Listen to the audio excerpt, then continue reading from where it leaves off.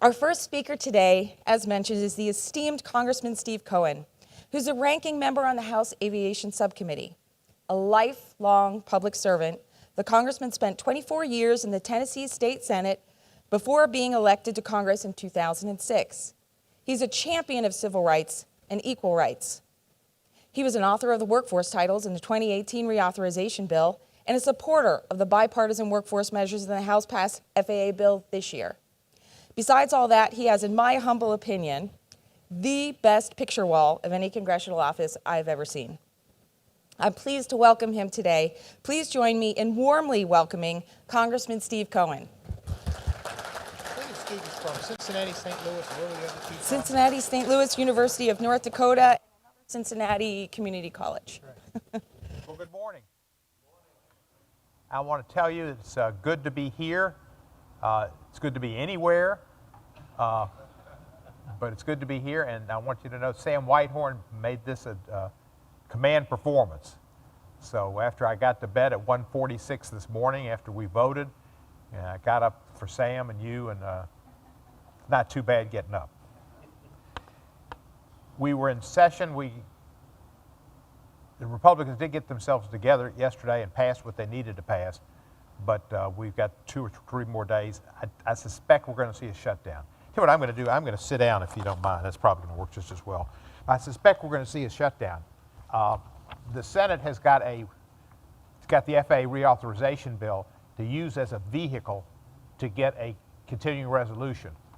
The FAA reauth was not agreed to in the Senate because they didn't have Ted Cruz on board. He wanted to go to, where is it? Little island off of Mexico. Cozumel, that's where he likes to fly to. And then there was some other issue over there in the Senate. But we didn't get it done, so they're talking about using it as a vehicle to get us through the CR. The vehicle that Senator Schumer and I think Mitch McConnell have agreed to would keep funding levels, I guess, pretty much where they were agreed to with President Biden to stop the shutdown earlier this year and get the debt ceiling behind us and have $6 billion for disaster relief and $6 billion for Ukraine aid. I don't see that flying among McCarthy's group unless he goes to Democrats, and I don't see him going to Democrats. Rand Paul wants to stop it. As you know, in the Senate, one person can be Superman or Superwoman, but usually it's Superman. That's an indictment of our sex, I guess. But Rand Paul wants to stop it because it's got a penny in there for Ukraine.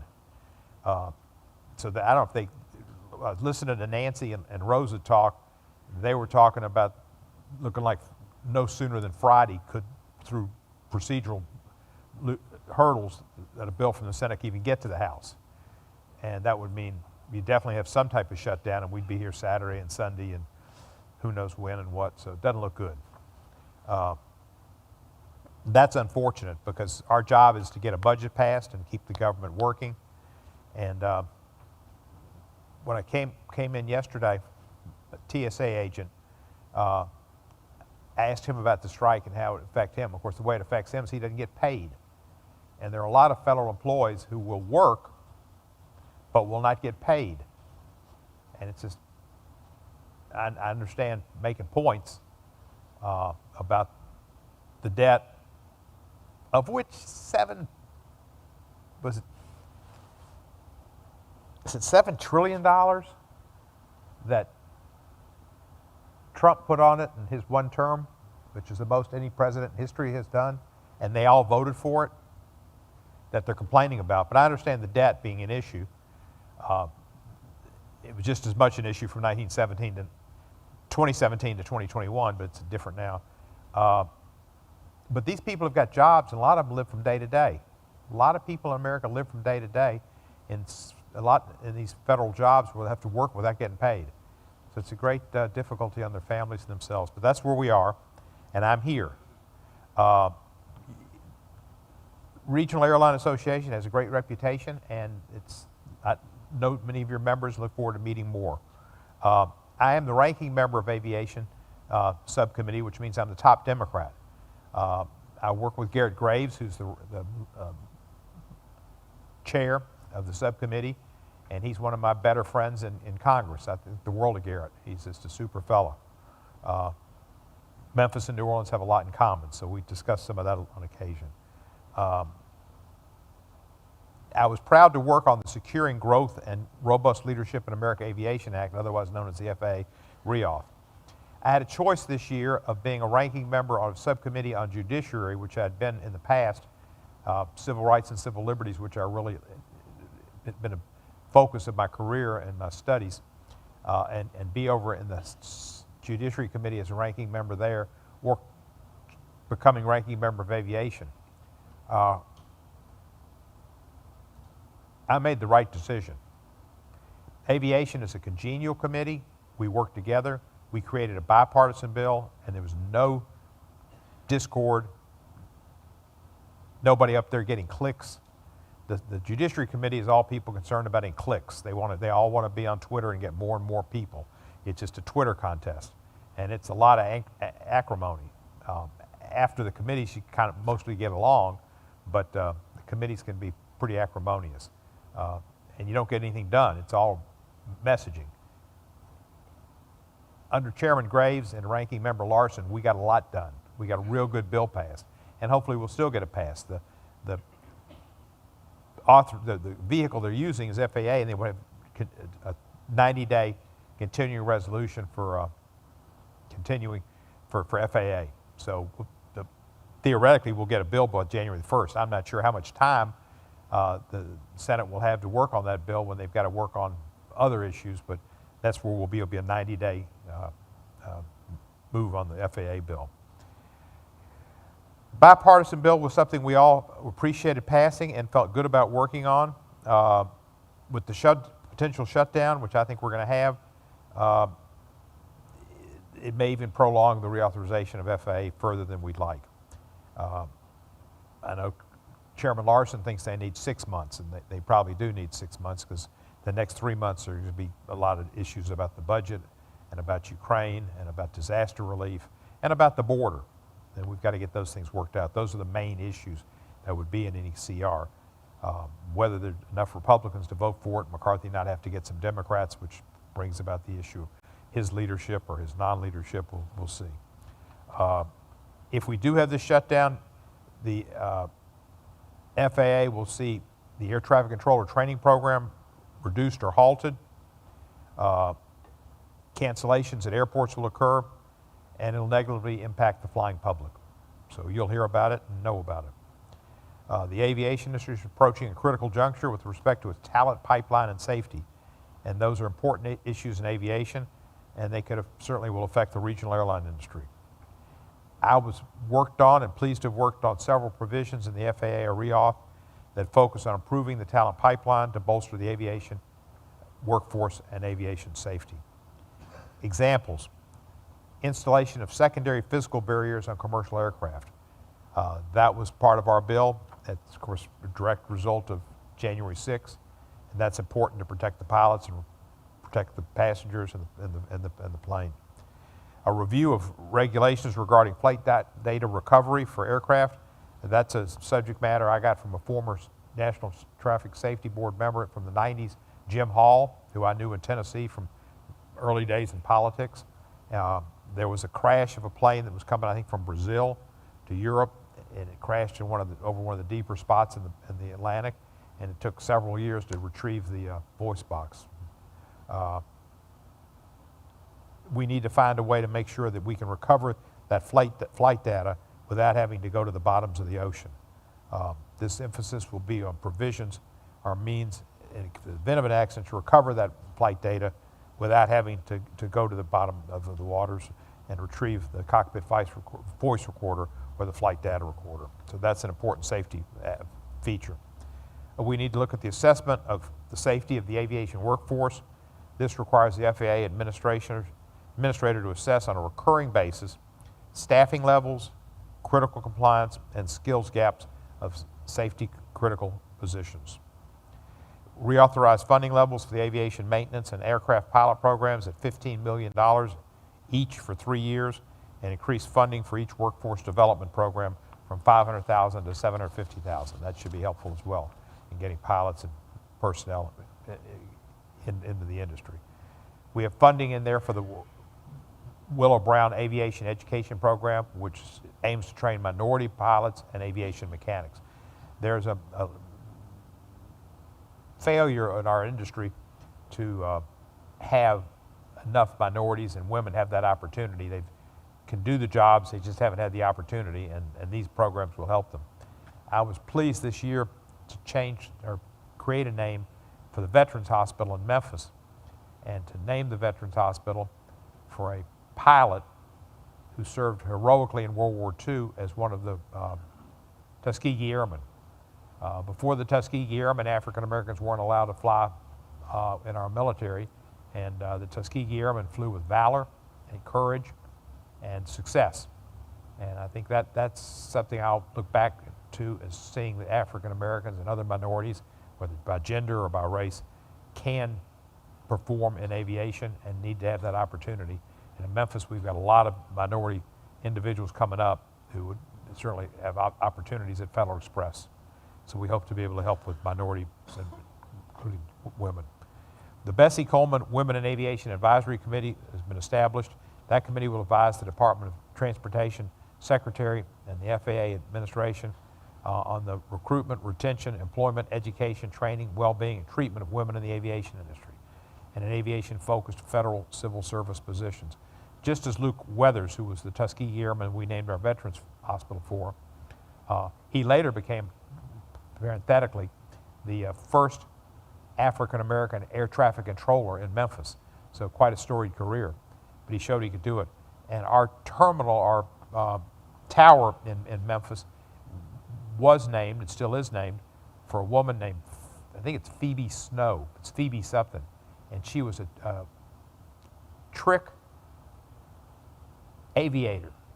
She could do flips and walk on wheels and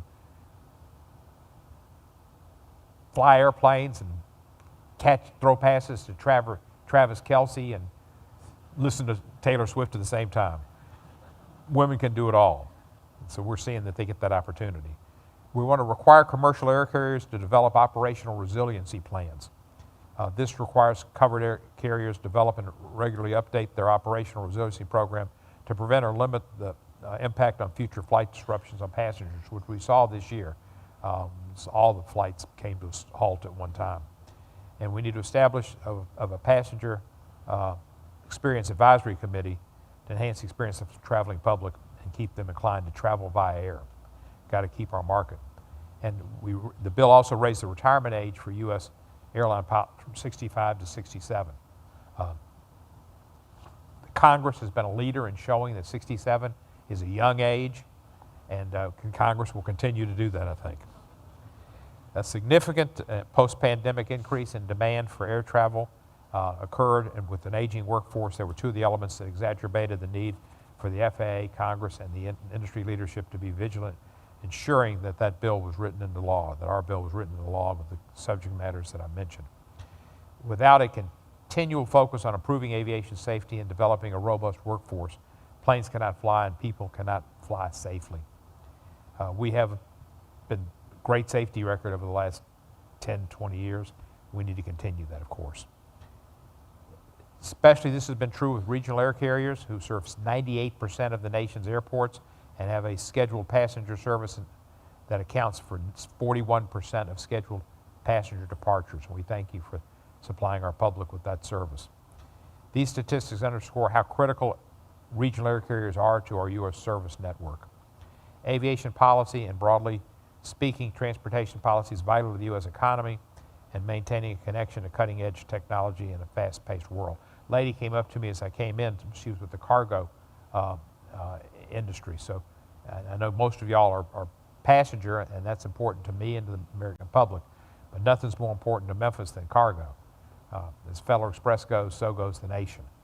We're fortunate to have Fred Smith and Federal Express in our community, and we value that service and the importance cargo is to our economy. The reauthorization bill is an element of such vital aviation policy that grows the aviation workforce, invests in U.S. airport infrastructure, upholds America's gold standard in safety, and enhances passenger service. And we got a few things there for the airport in Memphis that'll help FedEx, particularly with de-icing and all, but that'll be available to other airlines as well. All of the above are steps in the right direction for the U.S. to continue advancing in aviation and focus on sectors vital to its continuity, such as regional airlines, while centralizing safety in all aspects. We passed quite a few passenger benefits as well, and guarantees that flights are canceled, et cetera, how they're treated.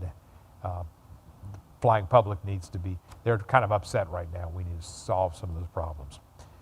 All these events and all the things we're trying to do cannot happen without events such as this conference, where leaders come together and share their knowledge to promote the growth of the U.S. aviation industry, specifically, in this case, the regional airline industry. So I thank you for your time today. I can try to answer questions, field them from you if you'd like, but appreciate your hosting this event, and blue skies and fair tailwinds to all. Thank you.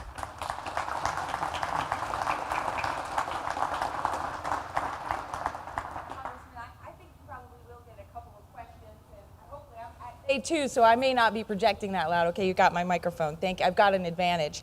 But you mentioned a couple of things in your conversation, and all of them resonated, and to me a lot of them are connected. And you talked about the Tuskegee Airmen and the challenges that minorities have, they still have, getting into and feeling supported in our career. And you talked about statistics. And I want to bring those two things together. The FAA, as you know, puts out civil pilot data every month, and it's useful information. It tells us how many new multi-engine ATP, the relevant certification for pilots, come out. It tells us the age, and it tells us the gender, which is helpful, but it does not tell us the race of the candidates. And that gives us a challenge because we can't see, we have a big diversity problem in aviation and in our industry, and we're trying to change that. And if we can't understand it or chart our progress with that, it's really hard. So this is maybe a question, maybe a comment, but when you're talking with the incoming FAA administrator, assuming that all that goes well, I think that's something that the FAA could do easily to help us chart our progress. It sounds like a simple solution, and I don't know if it's considered, is there any regulation that thinks that's discriminatory and does not allow that, or is it just an omission? I don't know, I guess. TJ, you got any idea about that? It's just, I believe it's just an omission. However, in the upcoming legislation, that's the discussion of changing that so that they can better track that data, especially with the focus on workforce development and the connection to the aviation higher education pipeline. We could look into that in terms of a conference committee report. I suspect we'll have a conference committee. And I think I'll be on the conference committee. So we'll look into that. Thank you. Okay, thank you. Any questions from the audience? Okay, I have a second question, which is you talked about a shutdown. You said you think it's likely. So while you're guessing and making predictions, how long do you think it's going to last? I have no idea. I think it could be a while. I mean, either Kevin McCarthy has to agree that he's going to accept and seek and accept Democratic help to pass a CR, which we can do. And Kevin McCarthy is for, as I understand it, helping Ukraine. He is for helping the states such as Hawaii and Florida, and I think the other major state might be Arizona or Nevada, I'm not sure. But there's another state out west, maybe had hurricane damage, helping them with the recoveries. And they all want to help the border, and I think there's a solution. We need to do something about all the people coming in at the border. So we work that out and get a CR and keep I think Kevin wants to do it, but he doesn't want to lose his job either. And Matt Gaetz is, talking about the vacate the chair, and without Democratic help, I don't know how he'll do it. There's enough Freedom Caucus people, I think there's give or take 20 of them, who I think they'll be happy if the government shuts down. They think they'll have accomplished something. And those are individuals, some of whom are my friends, and I know that they do care about each and every individual in their district and people who live day to day, and they're concerned about them. But they're still going to be real happy and think we cut it down and we're dealing with the deficit, and we need to deal with this deficit. We do need to deal with the deficit, but we also need to keep the government running, and I don't know how long it's going to last. Yeah. It's kind of up to Kevin McCarthy. Good man. Well, thank you for that color. And it's obviously we're also concerned about it, as the Secretary said, that you don't have the controllers being trained anymore, but also pilot certifications halt. And so that's a real focal point for us. So we're all looking at it and very concerned, as is the rest of the country. The last thing I want to just say before saying thank you so much for being here is that when I testified before Congress a couple of months ago, we had an exchange about Captain Barrington Irving, and that exchange had me get in touch with Barrington, and Barrington is here. He was a keynote yesterday, and he's in the back. So on your way out, I think he's standing One of my next heroes. to TJ. Thank you for being here, Barrington. But, I thought of you when I watched the Miami Hurricanes on TV the other night. but hopefully you could have a chance to say hello on the way out the door. He's been to Memphis, and he was great. Yeah. And when he came to Memphis, I was so honored. He spoke out at the Southwest Community Teachers College, and not Teachers College, Community College. And my campaign song, it was a riff off of an automobile dealership, which used to have a little logo when I was a kid, and it was "Keep Going with Hohen." It was Hohen Chevrolet, "Keep Going with Hohen." And so we turned that in 1988 into "Keep Going with Cohen" and put it on the radio with a good voice, et cetera. We kept it going for a long time. And then in about, 2006 or 2008, we changed it to "Keep Going with Cohen." And when they introduced me at the school, and then somewhere else I was introduced in the last few weeks, the people that introduced me said, "Welcome, keep going with Cohen." So it was great to come up with a cheer for re-election. I had not had that happen before, and it seems to really attached and worked. So that was very pleasant. But you made a great speech, and I'm so happy that you came to Memphis. Well, thank you very much. And then lastly, we do have a cargo member, which is Empire, and they're a FedEx feeder. So Tim Combrick, are you in the room? Not to put you on the spot, but he might have gone out for some coffee, but we do There have... was a lady came up to me from Cargo. Oh, Tim? There you... Oh, okay. He's got the microphone, too. Yep. Okay. Anyway, well, thank you so much for sharing your time with us this morning. Thank you for all you do for workforce and in the U.S. Congress, and thanks for taking time with us today. You're welcome. All of you have a good day. Better yet, have a great decade.